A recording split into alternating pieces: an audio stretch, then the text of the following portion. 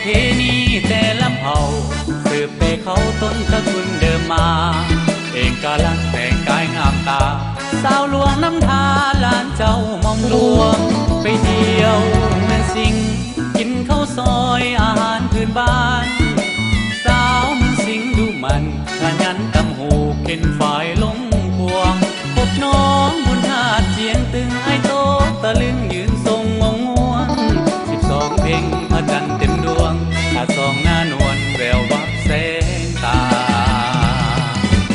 มาเห็นน้องสาวเมืองรองจนอายห้องโอ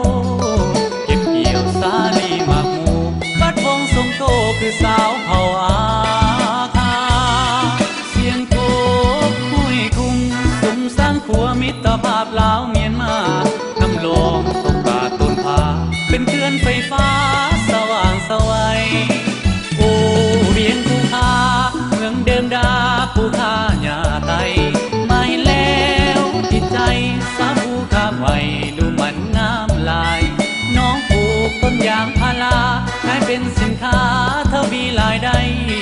โบธานีกดคนส่งขายพอมาอยู่ไกลเป็นเคยเวียงภู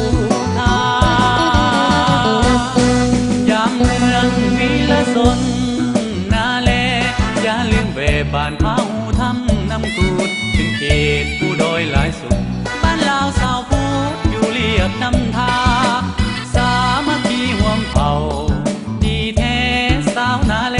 อ่อนหวานวาจาเสียดายอายมาหอดลาบ่ทันตกกาดำทงนาแล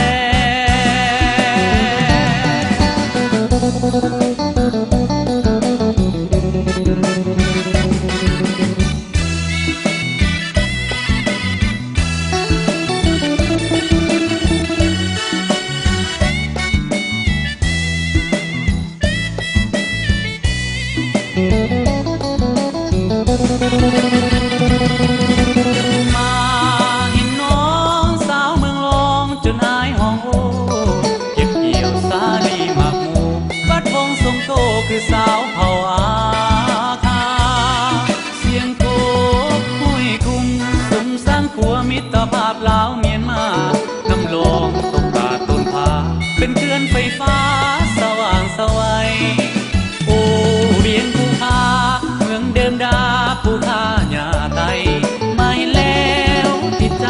สาวภูคาไว้ดูมันงามลายน้องปลูกต้นยางพาราขายเป็นสินค้าทวีรายได้โบธานีกดคนส่งขายพอมาอยู่ไกลเป็นเคยเวียงภูคายามเมืองวีละสน